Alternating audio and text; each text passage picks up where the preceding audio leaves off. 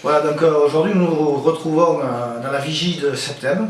Alors pourquoi on a choisi aujourd'hui cet endroit? C'est pour faire une référence au 10 août, le 10 août de cette année, où un incendie a ravagé pas la commune de Septembre, mais a touché le canton de Gardanne, notamment avec la ville d'Épinay-Mirabeau, mais a touché d'autres villages aussi, celui de Rognac et de Vitrolles. Voilà, donc aujourd'hui nous sommes là, nous avons fait le tour avec le représentant du comité Feuilles et Forêts de Septembre et Philippe qui est venu avec moi. Donc pour d'abord faire référence à cet incendie. Incendie qui a été entre autres activé par un vent violent, une grosse sécheresse.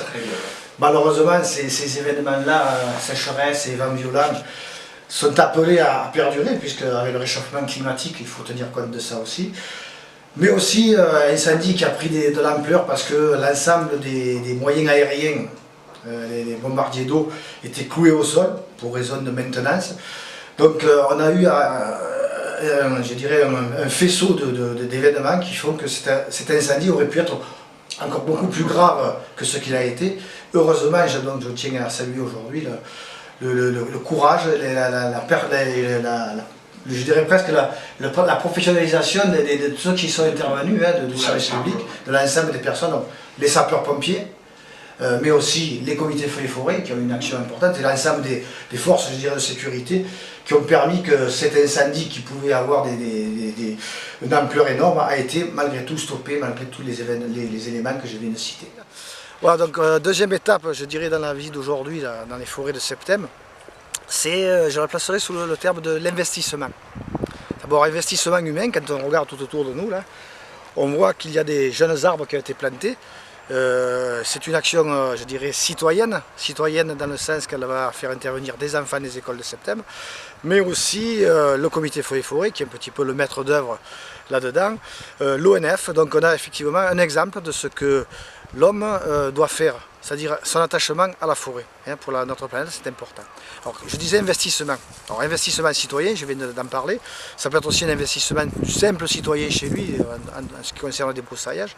Je sais que, par exemple, par rapport au feu du 10 août, ça fait partie des questions qui se posent. Est-ce que partout c'était bien débroussaillé, que ce soit le citoyen, y compris les abords des routes départementales. Investissement dû à un choix politique. Je parle des collectivités territoriales. Je parle de l'État. À savoir que les moyens qui sont mis à la disposition du comité Feuilles et Forêts, des pompiers, mais de l'ensemble des citoyens, par les collectivités ou par l'État, ne doivent pas baisser.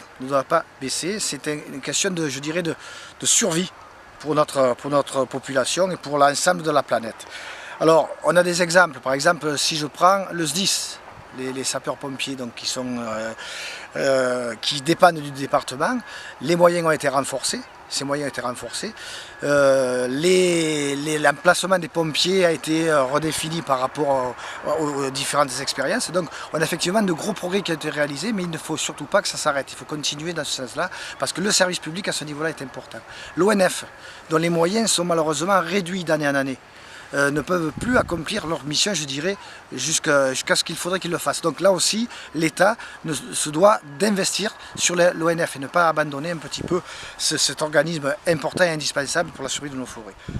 Autre élément important dans la défense de nos collines, c'est l'exploitation de ces collines-là, l'exploitation raisonnée de la colline. Exemple sur Septembre, ce que peuvent faire des chèvres pour entretenir cette colline. Exemple aussi, comment on relance l'agriculture dans ces collines-là. Ça paraît important par rapport à la défense donc, de nos forêts et de nos collines. Ensuite, il y a des questions aussi, comment on exploite le bois. Quelle filière bois on met en place, quelle filière bois on structure pour permettre, par exemple, à des unités biomasse de fonctionner. Donc il y a cette question-là aussi qui mérite d'être posée et d'être résolue. Et enfin, quand on discute de PLU, et quand on voit arriver la métropole, on doit veiller à ce qu'il y ait un équilibre entre les espaces urbains et les espaces naturels. Je suis très heureux de vous accueillir donc, dans notre commune, surtout pour vous parler des difficultés qu'on risque de rencontrer, notamment par les périodes de feu qui risquent malheureusement avec le changement climatique, qui risquent de survenir. Nous avons eu donc au mois d'août des feux assez importants, heureusement qu'on avait la présence des Canadair. Donc il s'avère qu'il y a des dispositions qui sont prises pour enlever les Canadair de la base de Marignane pour les envoyer sur Nîmes. Alors qu'on se comprenne bien, moi je peux comprendre que sur Nîmes il y ait besoin de Canadair, mais ce qu'il faut, c'est que tous les départements aient les moyens. Donc actuellement, les Canadair vont partir sur Nîmes, ce qui veut dire que si l'été prochain nous avons de gros feux, eh bien on irait vers de gros problèmes, surtout que si on n'avait pas eu les Canadair cette année, ben, je peux vous dire que vous avez vu les dégâts qu'il y a eu, notamment Vitrolles, les Pennes.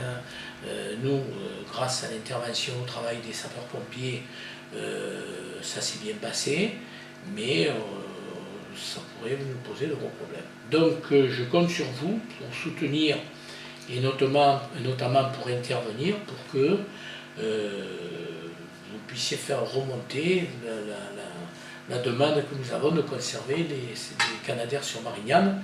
Nous avons d'ailleurs lancé une pétition qui est très bien reçue par les administrés, certains mois, mais je souhaiterais bien entendu que ça aille au-delà de certains. Bon, donc Monsieur Lebert, suite aux incendies du mois d'août, aujourd'hui je me suis rendu sur place dans les collines de Septembre, et effectivement de la vigie, je pouvais voir l'étendue des dégâts. Alors, cette pétition que vous avez initiée, je la partage pleinement. Et si vous voulez, je suis en l'occurrence aussi au conseil d'administration du SDIS, parce que comme vous le disiez, l'intervention des bombardiers d'eau, je dirais déterminante dans les premières heures de l'incendie, et ce qui a fait un petit peu défaut le 10 août, c'est ça, c'est que la plupart des avions étaient cloués au sol pour raison de maintenance, et donc ça met encore plus en exergue votre pétition qui demande, pas de déménagement de la base sur Nîmes, c'est une première chose, mais comme vous disiez, il ne faut pas opposer Nîmes avec Marignane. Deux, avoir une maintenance des avions qui permettent de les avoir à disposition sans arrêt, et puis y compris renouveler cette flotte et la faire grandir parce que c'est important. Donc je partage pleinement la pétition et soyez sûr que je serai le porte-parole à mon niveau. Bien, ben écoutez, je vous remercie.